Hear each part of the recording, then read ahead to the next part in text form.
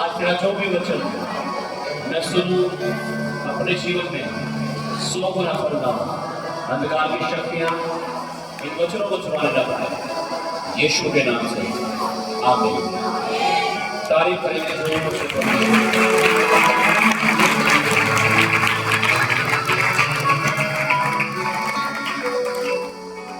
सबको जय मसीह। आपका स्वागत है परमेश्वर की हजूरी में। आप बैठ सकते हैं अपने स्थानों पर।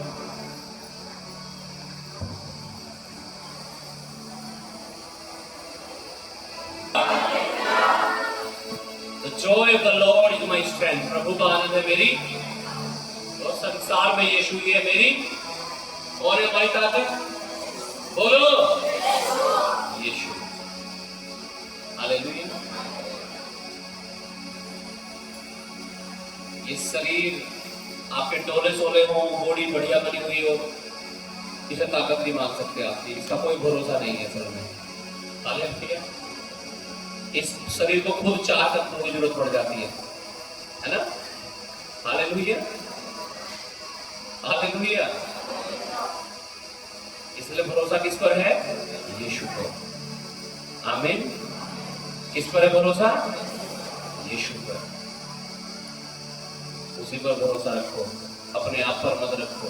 इस शरीर का कुछ नहीं पता है, इसका कोई टाइम नहीं फिक्स है आपका कि आप 100 साल जियोगे, 200 साल जियोगे, 1000 साल जियोगे। है तो नहीं कोई 1000 साल का यहाँ? Hallelujah hallelujah. लेकिन जो बॉडी, अपने हाथों को उठाओ 2 मिनट के लिए सब जन। Thank you Jesus. हालेलुया। और प्रार्थना करो सब शक्तिमान परमेश्वर, आज तेरा जो भी वचन मैं सुनूं, मैं अपने जीवन में शक्तियां इन वचनों को छुड़ाने न पाए, यीशु के नाम से आमीन। तारीफ करेंगे जोर से परमेश्वर की, जोर से। Hallelujah hallelujah. दूसरा सैमुएल की किताब, 2 सैमुएल चैप्टर 12 वर्स 8 का लास्ट पार्ट और 9 का फर्स्ट पार्ट हम पढ़ेंगे। दूसरा सैमुएल की किताब, उसका 8 का लास्ट भाग और 9 का पहला भाग हम पढ़ेंगे जी।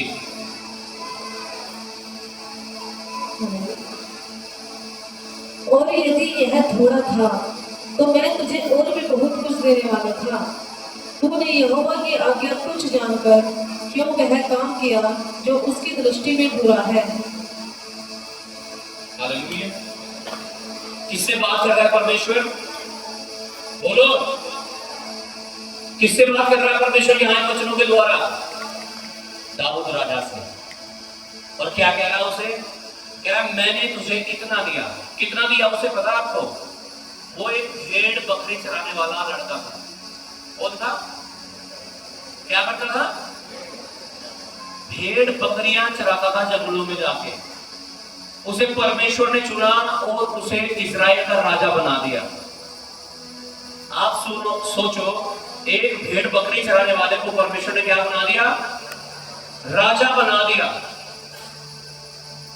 उसने 66 लड़ाइयां लड़ी, उन सबको वो जीत गया।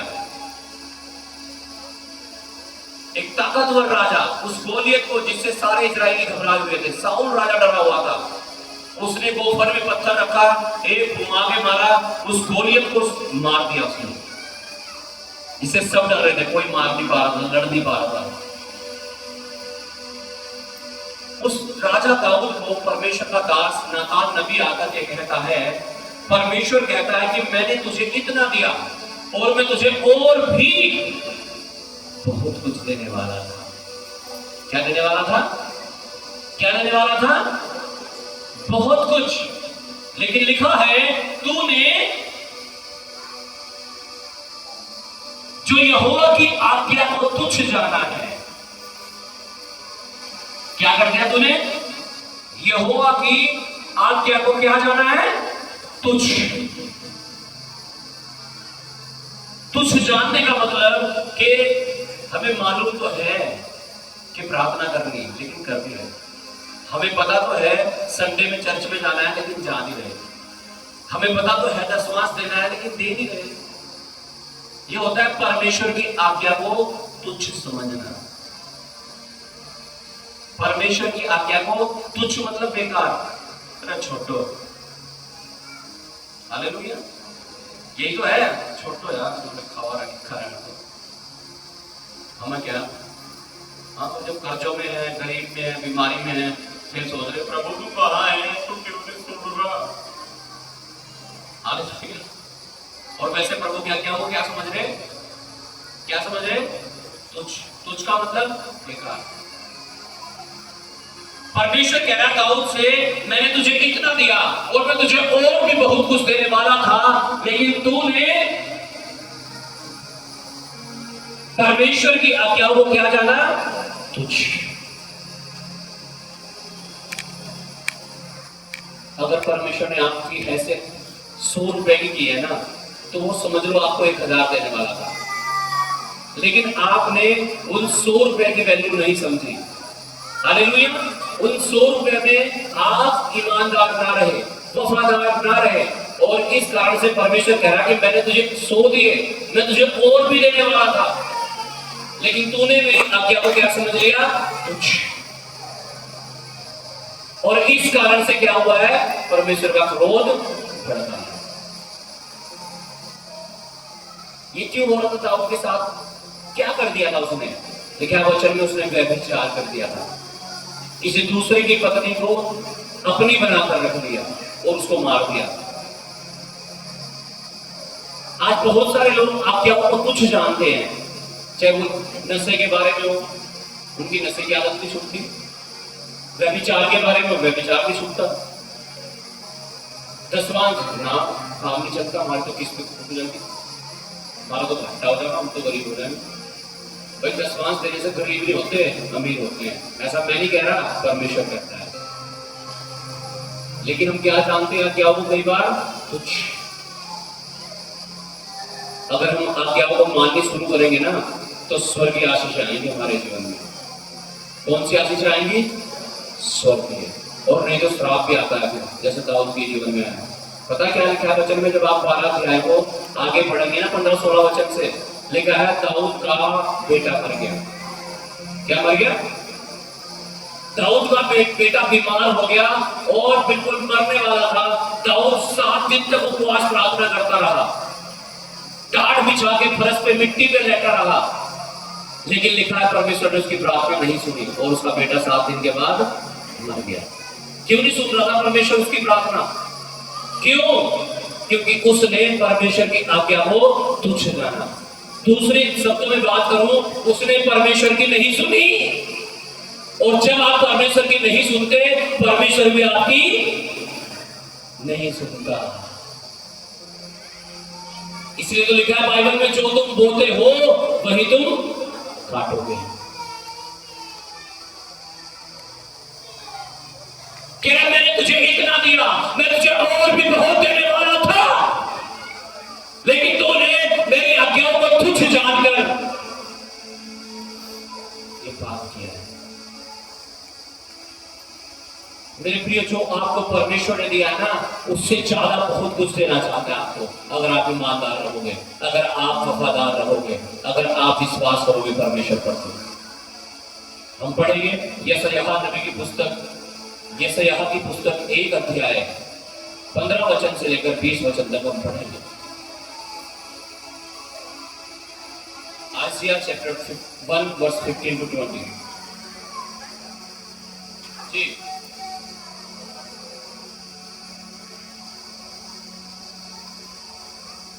823 पेज नंबर।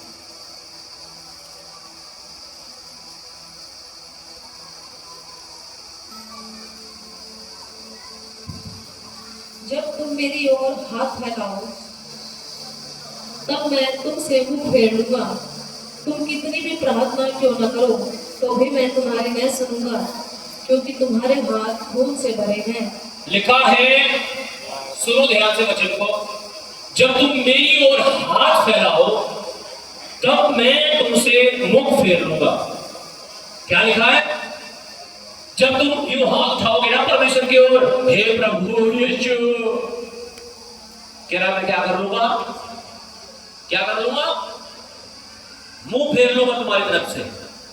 क्या कर लूंगा, मुंह फेर लूंगा। और कह रहा है तुम कितनी भी प्रार्थना क्यों ना करो, मैं तुम्हारी नहीं सुनूंगा। यही तो सिखाया था बहुत सारे लोगों को, कितने यहां बैठे हैं, तो बीमार हो, हमारे कर्जे नहीं खत्म हो रहे, हाँ? यही तो है। प्रार्थना तो बहुत करो जी, में कुछ भी नहीं हो रहा, ले हैंड भी करवा लिया, घर में भी दुआ करवा दी, दसवांश भी दे दिया, तो कह रहा ये सारी चीजें कब काम करना शुरू करेंगे आपकी लाइफ में, हाँ? जब आप उसकी आज्ञाओं को तुच्छ नहीं जानेंगे। अगर आपके साथ ऐसा घट रहा है ना कि आप प्रार्थना कर रहे हैं, उपवास कर रहे हैं, वचन पढ़ रहे हैं, संगति भी कर रहे हैं, और फिर भी कुछ नहीं हो रहा, तो सिंपल सी भाषा में समझ जाओ पाप है आपके जीवन में कहीं ना कहीं। उस पाप को खत्म करना पड़ेगा। नहीं तो कह रहा तुम कितने हाथ उठा लो, मेरी तरफ कितने हाथ उठा लो, कह रहा मैं तो क्या कर लूंगा, मुंह फेर लूंगा। कह रहा कितनी प्रार्थना कर लो, मैं सुनने में क्यों नहीं सुनने का, क्यों? क्योंकि हम उसकी नहीं सुन रहे हैं, हम उसकी, यही तो कारण है आपकी प्रार्थनाओं को उत्तर नहीं मिल रहा, यही तो कारण है आपकी बीमारियां चंगी नहीं हो रही, यही तो कारण है आपको लगता है मैं थक गई है क्या करूं, यही तो कारण है। क्या मैं मुंह फेर लूंगा, मैं नहीं सुनूंगा। कितना चिल्ला लो तुम, रो भी लो, हालेलुया हालेलुया। कह रहा जी क्यों होगा ऐसा, कह रहा ऐसा इसलिए होगा क्योंकि तेरे हाथ किससे भरे हुए हैं। बात को भी हमने तो किसी का मर्डर भी नहीं करा पास्टर जी, हमारे हाथों पर खून कहां से आ गया। खून का मतलब है पाप, और पाप करने से ही नहीं होता, यीशु ने कहा पाप सोचने से भी हो जाता है।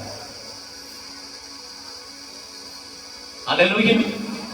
कैसे हो जाता है, सोचने से भी। हालेलुया। आप चाहते हो कि जब आप हाथ उठाओ तो परमेश्वर आपके हाथों को देखे, उसकी दृष्टि आपके ऊपर लगे। आप चाहते हो ऐसा हो, आप चाहते हो जब आप प्रार्थना करो तो परमेश्वर आपकी प्रार्थनाओं को सुनकर आपको उत्तर दे, चाहते हो ऐसा? तो आप जांचना पड़ेगा अपने आप को, आप चेक करना पड़ेगा अपने आप को कि मेरे जीवन में कमी क्या है। अक्सर हम दूसरों की तरफ उंगली करते रहते हैं, दूसरों की तरफ, लेकिन ये भूल जाते हैं कि 3 उंगली तो किसकी तरफ आ रही है, हमारी तरफ ही आ रही है। इसलिए तो यीशु ने भी कहा था कि तुम्हें दूसरे की आंख का तो तिनका भी दिखाई देता है, लेकिन अपनी आंख का लट्ठा दिखता नहीं। और कई बार हम चर्च में कमी निकालनी शुरू कर देते हैं, कई बार पास्टर में कमी निकालनी शुरू कर देते हैं। Hallelujah hallelujah. कमी पास्टर में और चर्च में नहीं है, कमी आपके अंदर है, उसे जांच लो, अपने आप को चेक कर लो। आपके हाथ जब तक खून से भरे रहेंगे ना, मतलब पाप से भरे रहेंगे, परमेश्वर कह रहा तुम जब हाथ उठाओगे मैं नहीं देखूंगा, मैं मुंह फेर लूंगा। जब तुम प्रार्थना करोगे कह रहा मैं सुनूंगा नहीं, मैं बहरा हो जाऊंगा। हालेलुया। अगर आप चाहते हो परमेश्वर आपकी प्रार्थनाओं को सुने, अगर आप चाहते हो परमेश्वर जब आप हाथों को उठाए उन्हें देखे और आपको आशीष दे, तो आपको पवित्र होना पड़ेगा। क्योंकि परमेश्वर के वचन में बहुत ही साफ लिखा है, पवित्र बनो जैसे तुम्हारा परमेश्वर पवित्र है। जब तक आप पवित्र नहीं होंगे वो आपकी प्रार्थना सुन नहीं सकता वो। Hallelujah hallelujah hallelujah. उसके पास तक पहुंचने का एक ही तरीका है पवित्रता। पाप को छोड़कर, कपट को छोड़कर परमेश्वर के पास आना, उसकी उपस्थिति में आ जाना, अपने आप को नम्र और दीन कर लेना, अपने आप को शून्य कर लेना, सारी चतुराई खत्म कर देना, सारा कपट खत्म कर देना अपने अंदर से। कपट का मतलब होता है, हालेलुया, कपट का मतलब सारा धोखा खत्म कर देना।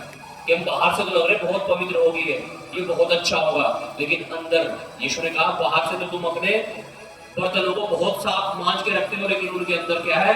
दुर्गंध है, गंदगी है, गंद मचा पड़ा है। कह रहा बाहर से नहीं बेटा, अंदर से साफ कर लो, अंदर से साफ कर लो, है ना। खरी शिक्षा वाले लोग जो होते हैं ना, खरी शिक्षा है ना, क्या सिखाते हैं लोगों को? कह रहे निकाल दो अपने कान में से, अपने नाक में से, यहाँ से निकाल दो, ये हटा दो, इनकी कोई जरूरत नहीं है। देखो बाइबल में लिखा हुआ दिखावटी श्रृंगार नहीं करना तुम्हें। हाँ, एक बार बताओ आप, चलो ये भी निकाल दिया किसी ने, ये भी निकाल दिया, है ना। व्हाइट कपड़े भी पहन लिए, बिल्कुल ऊपर से लेकर नीचे तक सफेद, बिल्कुल व्हाइट चमकते आ रहे, खाली आ रहा हूँ की तरफ, है। चलो ऐसा भी कर दिया, है ना। इस बात की गारंटी है क्या कि उसके अंदर पाप नहीं है? किसी के कपड़ों को देख के आप ये बता दोगे क्या, किसी के पहनावे को देख के कि किसी ने ये नहीं पहन रखा और ये नहीं पहन रखे तो उसके अंदर पाप नहीं है? ये उसका सबूत है क्या? हाँ, ये निकाल के कान में से और नाक में से क्या पाप नहीं कर सकता क्या कोई? परमेश्वर के वचन में लिखा है तुम्हारे धर्म के काम मैले चीथड़े हैं परमेश्वर की दृष्टि में, और तुम्हारे धर्म के काम अगर तुम्हें परमेश्वर तक ले जा सकते थे तो यीशु को तो आने की जरूरत ही नहीं थी दुनिया में, है ना। अगर ये निकाल के हाँ क्रिसमस ना मना के अगर हम स्वर्ग में जा सकते थे तो भैया यीशु को आने की जरूरत भी नहीं थी दुनिया में। क्यों आया यीशु मसीह? क्या यीशु मसीह इसलिए आया कि पापियों का उद्धार कर सके, आमीन, पाप को दूर कर सके। ये निकालने से पाप नहीं दूर होंगे आपके, हालेलुया। कब दूर होंगे पाप आपके? जब आप बाहर से नहीं अंदर से बदलोगे, अंदर से बदलोगे, हालेलुया, हालेलुया। कहां से बदलने की जरूरत है? अंदर से बदलने की जरूरत है, अंदर से। ये बाहर से बदला हुआ क्या यीशु मसीह बाहर से तो चूना फिरी हुई कब्र के समान हो तुम, कि बाहर से तो बहुत बढ़िया व्हाइट पेंट हुआ कब्र के ऊपर, लेकिन अंदर अगर आप उसे खोद के देखेंगे तो क्या उसमें कीड़े पड़ रहे हैं, है ना। जो उसमें दफनाया होगा उसमें कीड़े पड़ रहे हैं, लेकिन बाहर से क्या हो रहा है? बहुत ही खूबसूरत है। तो बाहरी रूप तो चाहिए नहीं यीशु मसीह को, उसे तो अंदर का चाहिए, अंदर का बदलाव भैया, हालेलुया। अगर तुम चाहते हो कि परमेश्वर तुम्हारी प्रार्थनाओं को सुने, अंदर से बदलो अपने आप को, अंदर से, हालेलुया। और फिर जब आप हाथ उठाओगे ना वो देखेगा आपको, जब आप प्रार्थना करोगे वो सुनेगा आपकी, हालेलुया, हालेलुया।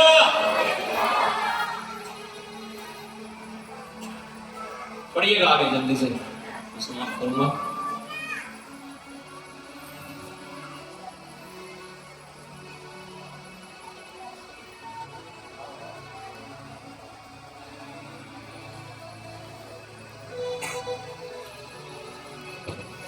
अपने को धोकर पवित्र करो और मेरी आंखों के सामने से अपने बुरे कामों को दूर करो।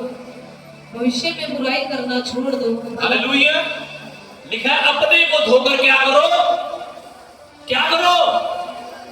कौन करेगा पवित्र में? किसे कह रहा है अपने को धोकर पवित्र करो? कौन? हाँ जी, कौन करेगा? यीशु। यीशु, ये लिखा है यीशु तुम्हें धोकर पवित्र करेगा, ऐसा लिखा है क्या? लिखा अपने को धोकर क्या करो? पवित्र करो। परमेश्वर नहीं आएगा जब आप गाली लेंगे आपके मुंह पे हाथ रखने के लिए कि गाली ना देवे। परमेश्वर नहीं आएगा जब आप पैक बना के पीने के लिए लगेंगे कि गिलास छीनकर आपके हाथ में से रख रहा उठा के तरफ। परमेश्वर नहीं आएगा जब आप क्या विचार कर रहे हैं आपको पकड़ने के लिए एक मुजरा ऐसा लग रहा है। किसकी जिम्मेदारी है वो? बोलो, किसकी? हमारी जिम्मेदारी है अपने आप को धोकर पवित्र रखने। किसकी जिम्मेदारी है? हमारी अपनी जिम्मेदारी। यूसुफ, आप देखो यूसुफ को जब वो औरत पकड़ के खींच रही थी अपनी ओर और कह रही थी मेरे साथ सो जा, तो क्या परमेश्वर आया था कि वहां बचाने के लिए उसे, लेकिन वो उसे धक्का लेके भाग गया। वो भागने की जिम्मेदारी आपकी है पाप से, गलत चीजों से, गाली गलौज से, लड़ाई झगड़ों से, व्यभिचार से, नशों से। कह रहा अपने को धोकर क्या करो, पवित्र करो। आमीन। और कह रहा मेरी आंखों के सामने से अपने बुरे कामों को दूर करो। किसकी आंखों के सामने से? कह रहा परमेश्वर मेरी आंखों के सामने से। अक्सर जब कोई पाप करता है तो क्या क्या सोचता है, कोई नहीं देख रहा, अब कर लो, है ना। भांग पी लो, जा व्यभिचार कर लो, अब नशा कर लो, सुट्टा मार लो, कोई नहीं देख रहा आपको, है ना। तो किसी को कुछ नहीं पता लग रहा, अब तो यहाँ कोई है ही नहीं। लेकिन परमेश्वर क्या कह रहा? मेरी आंखों के सामने से अपने बुरे कामों को दूर करो। पता क्यों? क्योंकि वचन में लिखा है कि जब हम गुप्त में होते हैं, जब हमें कोई नहीं देख रहा, तो कौन देख रहा है? परमेश्वर। लेकिन उसकी आंखें हर समय अपने बच्चों के ऊपर लगी रहती है, हर समय। अब सारा मतलब हमारा किससे है बताओ? कितने लोग मेरे पास आए? यहाँ मेरे पास तो कोई नहीं आया, यीशु के पास आए ना सब। तो सारा मतलब किससे है हमारा? यीशु से। और यीशु के सामने हमने पता नहीं क्या क्या कर रखा। हाँ जी भाई, वो कह रहा मेरी आंखों के सामने से अपने बुरे कामों को दूर करो। किसकी आंखों के? पास्टर की नहीं। मुझे तो पता नहीं आप कहां कहां घूमो, कहां कहां कूदो। हाँ हालेलुया। मुझे तो जब परमेश्वर चाहता है तो पता लग जाता है क्या। हालेलुया। लेकिन परमेश्वर को तो सब कुछ पता। मेरी आंखों के सामने से अपने बुरे कामों को दूर करो। जो तुम गुप्त में करते हो ना, परमेश्वर वो भी जानता है। जो तुम यहां सोचते भी हो ना, वो भी परमेश्वर को मालूम है। इसलिए मनुष्य के सामने नहीं, लेकिन परमेश्वर के सामने अपने आप को धोकर क्या करो? पवित्र करो। उसकी आंखें तुम्हारे ऊपर लगी रहती हैं, उसकी हालेलुया आंखों के सामने से अपने पूरे कामों को दूर करो। हालेलुया। और लिखा भलाई करना सीखो। क्या करना सीखो? यहां बुराई करने से फुर्सत नहीं। वो बह रहा था और वो होता, ये तेरी बहू ने यूं कर दिया, ये तेरी सासू ने यूं कर दिया। हाँ? परमेश्वर कह रहा बुराई की भलाई कर लो। हालेलुया। क्या कर लो? हालेलुया। यत्न से न्याय करो, उपद्रवियों को सुधारो। उपद्रवी अगर आपको पता है ये भाई गलत है, ये बहन गलत काम कर रही है, उसे सुधारो, उसका साथ ना दो कि हाँ चल बहन मैं किसी को नहीं बताने की, चल यार मैं किसी को नहीं बताने का, चल छोड़। हालेलुया। कह रहा छुपाओ ना, उन्हें सुधार दो। अगर तुम्हारे सामने कोई गलत कर रहा है, कोई गाली दे रहा है, व्यभिचार कर रहा है, नशे कर रहा है तुम्हारे सामने, उन्हें सुधारो। एडजस्ट ना करो, कॉम्प्रोमाइज ना करो, समझौता ना करो उनके साथ में। आज तो वो कर रहा, कल वो तुम भी करना शुरू कर दोगे नहीं तो। अनाथ का न्याय चुकाओ, विधवा का मुकदमा लड़ो। 18 वचन में लिखा यहोवा कहता है आओ हम आपस में वाद विवाद करें। तुम्हारे पाप चाहे लाल रंग के हो तो भी वे हिम के समान उजले हो जाएंगे, और चाहे अर्गवानी रंग के हो तो भी वे ऊन के समान सफेद हो जाएंगे।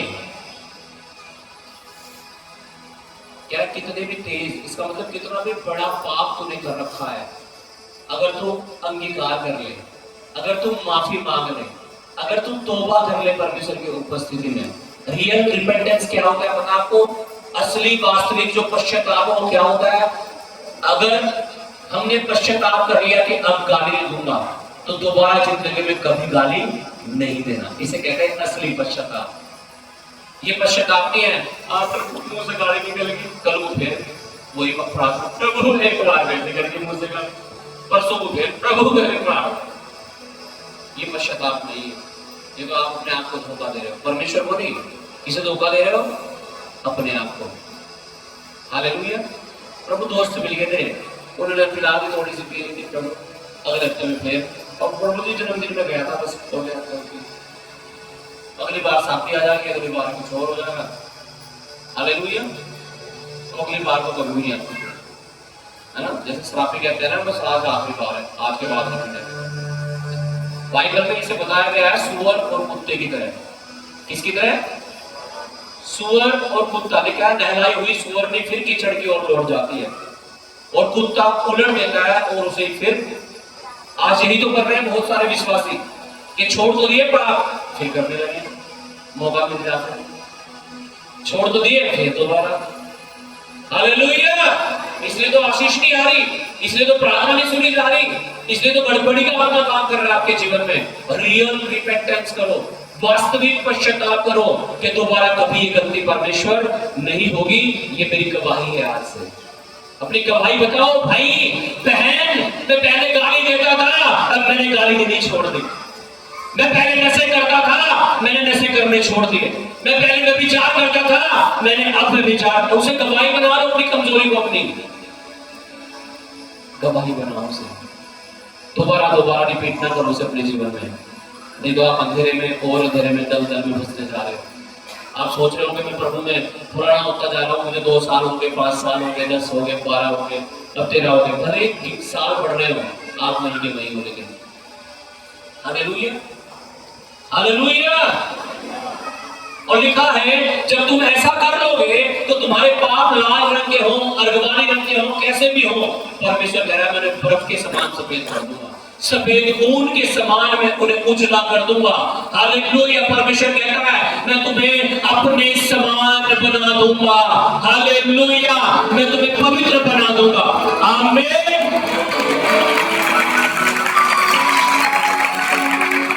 और इतना ही नहीं, देखा यदि तुम आज्ञाकारी होकर मेरी मानो। आज्ञाकारी होने का मतलब परमेश्वर की बातों को मानना। और जब तुम परमेश्वर की बातों को मानोगे पता क्या होगा? ठीक है ना? तो इस देश के उत्तम पदार्थ खाओगे। क्या खाओगे? उत्तम किसे कहते हैं पता आपको? बेस्ट। एक होता है गुड, एक होता है बेटर, एक होता है बेस्ट। हालेलुया। परमेश्वर कह रहा है मैं तुम्हें अच्छा नहीं दूंगा, बहुत अच्छा नहीं दूंगा, कह रहा मैं तुम्हें सबसे अच्छा दूंगा। चाहे वो खाने के लिए है, चाहे वो पहनने के लिए है, चाहे वो रहने के लिए घर है, चाहे वो आपका पति है, आपकी पत्नी है, माँ बाप है, बच्चे हैं, गाड़ी है, वो कुछ भी है, क्या मैं तुझे सबसे अच्छा दूंगा, मैं तुझे उत्तम दूंगा। अगर आप चाहते हो ये उत्तम आशीष आपके जीवन में आए, अपने आप को, अपने जीवन को ऐसा जीना शुरू कर दो जैसा परमेश्वर चाहता है। आपका स्वास्थ्य सबसे अच्छा स्वास्थ्य रहेगा। जिसे आप कहते हैं ना मेरी बीमारी नहीं जा रही, मैंने ये भी कर दिया, वो भी कर दिया, ये डॉक्टर, वो डॉक्टर, ये पास्टर, वो पास्टर, ये प्रार्थना, वो प्रार्थना, सारी करवा ली, कुछ नहीं हो रहा। मैं कह रहा हूं आपका स्वास्थ्य सबसे अच्छा स्वास्थ्य रहेगा यीशु के नाम से। कह रहा इस देश के उत्तम पदार्थ तू खाने पाएगा। और कह रहा है यदि तुम ना मानो, यदि तुम न मानो, हाँ? जो शरीर कह रहा ना वही करते जा रहे, जो दिल में आ रहा ना वही करते जा रहे बस। हाँ?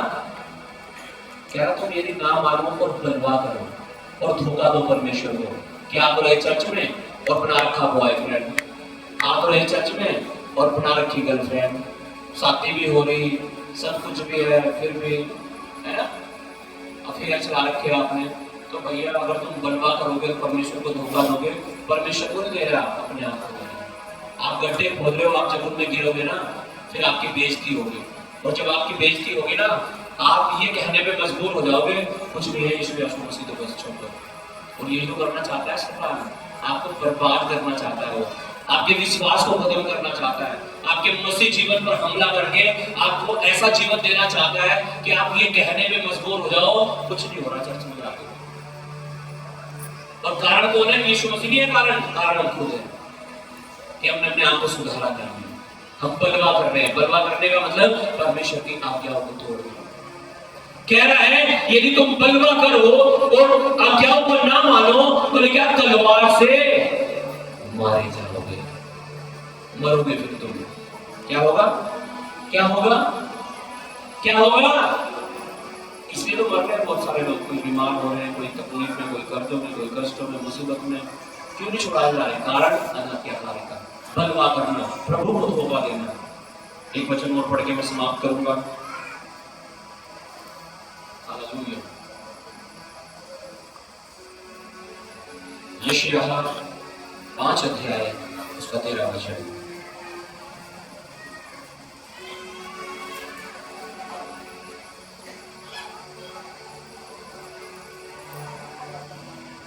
जी। इसलिए अज्ञानता के कारण मेरी प्रजा बदुआई में जाती है, उसके प्रतिष्ठित पुरुष भूखों मरते और साधारण लोग प्यास से व्याकुल होते हैं। लिखा है इसलिए अज्ञानता के कारण, वचन का ज्ञान न होने के कारण क्या होते हैं? परमेश्वर कह रहा है मेरी प्रजा के लोग बदुआई में चले जाते हैं। बदुआई का मतलब कोई कर्जों में, कोई बीमारियों में, कोई मुसीबतों में, कोई कष्टों में, कोई पापों में। कारण क्या है? वचन को सही तरीके से नहीं जान पा रहे। वचन को पढ़ना शुरू करो, हर संडे संगति में आना शुरू करो, ताकि आप वचन को सीख सको। जब आप सीखोगे तभी तो मानोगे। आप सोचो, एक बच्चा क्लास में जाता है, कक्षा में जाता है, लेकिन साल में 2 बार जाता है, महीने में 1 बार जाता है, तो कितना होशियार होगा वो बच्चा? बताओ। हाँ जी, हाँ जी, बोलो, कैसा होगा वो बच्चा? यही तो हाल है हर विश्वासियों का भी, कि महीने में 1 बार संगति में आ रहे हैं, हद किया 2 बार आ रहे हैं, तो इसलिए क्लास मिस कर रहे हैं, आप वचन सीख नहीं पाते। और जब तक लिखा अज्ञानता के कारण लोग बदुआई में चले जाते हैं। अब वचन कैसे सीखोगे आप? हाँ, इसलिए तो मैं बोल रहा हूँ मीटिंग शुरू कर दी गई है। सच में कारण यही है कि बहुत सारे लोगों को शैतान पाप में खींच रहा है, बहुत सारे जवान लड़के लड़कियों को शैतान पाप में खींच रहा है।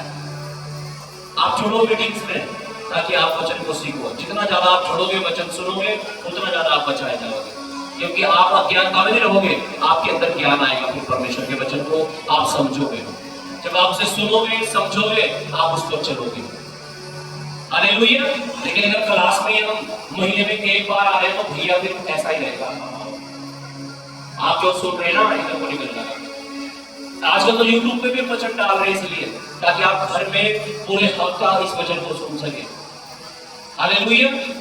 अगर किसी ने सब्सक्राइब नहीं किया चैनल, तो पीछे वो सिस्टर बैठी रहती है ना, वहां जाकर उसके पास सब्सक्राइब करा लेना, ताकि आप इन वचनों को घर पे भी सुन सको। जब तक आप वचन को सुनेंगे नहीं, आपकी समझ में कुछ नहीं आएगा क्या है क्या नहीं। वचन को समझना बहुत जरूरी है। अगर बच्चों को पढ़ना लिखना सिखाना है, उन्हें कक्षा में भेजना बहुत ही जरूरी है, नहीं तो वो कुछ नहीं सीखेंगे। हालेलुया। अज्ञानता के कारण बदुआई में चले जाते हैं लोग। हालेलुया। मैं समाप्त करूंगा एक वचन। हालेलुया। ठीक है, हम अगली बार इस वचन को पढ़ेंगे। Hallelujah, hallelujah, hallelujah, hallelujah. Esther के बारे में लिखा है बाइबल में कि एस्तर और उसके लोग मारे जाने वाले थे। राजा ने एक आज्ञा निकाली कि परमेश्वर के जितने भी लोग हैं, उन सबको तलवार से मार दो, उनके घरों को लूट लो। और जब ये आज्ञा निकाली गई, लिखा है उन लोगों ने उपवास प्रार्थना की। और कितने दिन की? 3 दिन की। और लिखा है जब वो 3 दिन की उपवास प्रार्थना शुरू हुई, तो परमेश्वर ने ऐसी सेटिंग बिठा दी, ऐसा सब कुछ अनुकूल कर दिया कि जो गड़बड़ हो चुकी थी ना उनके लिए खिलाफ, वो सारे ठीक कर दी परमेश्वर ने। कैसे की पता आपको? 3 दिन जब उन्होंने उपवास और प्रार्थना की। जब हम उपवास और प्रार्थना करते हैं, हर गड़बड़ियों को परमेश्वर ठीक कर देता है। और परिस्थितियां अगर हमारी विपरीत होगी ना, तो उन्हें हमारे अनुकूल कर देता है। अगर रिपोर्ट आपकी गड़बड़ आ गई ना, उसे ठीक कर देता है, इसका मतलब। अगर आप बीमारी होगी ना, तो उसे चंगा कर देता है, इसका मतलब। अगर कर्जों में आ गई ना, तो कर्जों से बाहर निकलने के रास्ते खोल देता है परमेश्वर। एक वो आज्ञा जो राजा ने निकाल दी, सोचो आप, राजा ने आज्ञा निकाल दी। अगर परमेश्वर उपवास प्रार्थना के कारण उसे बदल सकता है, तो आपके मसले जो छोटे मोटे हैं, मेरे भाई मेरी बहनों, वो नहीं सोल्व कर सकता। प्रभु की उपस्थिति में आओ, प्रभु के चरणों में आओ, अपने मसलों को परमेश्वर को बताओ, उसके पास समाधान है आपकी हर एक समस्या का। आमीन। सब जन खड़े हो जाएं खुदावन की उपस्थिति में। Hallelujah, thank you Jesus. Hallelujah, hallelujah. अपने हाथों को उठाओ सब जन। मुझे नहीं पता आपके जीवन में क्या पाप है। आप गाली देते हो, आप चोरी करते हो, व्यभिचार करते हो, नशे करते हो, क्या पाप है आपके जीवन में? अपनी आंखों को बंद करो और अपने जीवन में चेक करो कि आप पाप करते हो, गालियां देते हो, लड़ते हो, झगड़ते हो, चोरी करते हो, व्यभिचार करते हो, क्या करते हो? कौन सा पाप है आपके जीवन में? अंगीकार करो अपने मुंह को खोलकर। परमेश्वर के वचन में लिखा है, जब तुम अपने मुंह को खोलकर पश्चाताप करोगे, तौबा करोगे, माफी मांगोगे, परमेश्वर तुम्हें क्षमा कर देगा, परमेश्वर तुम्हें माफ कर देगा। लेकिन अगर तुम ढीठ हो जाओगे, अगर तुम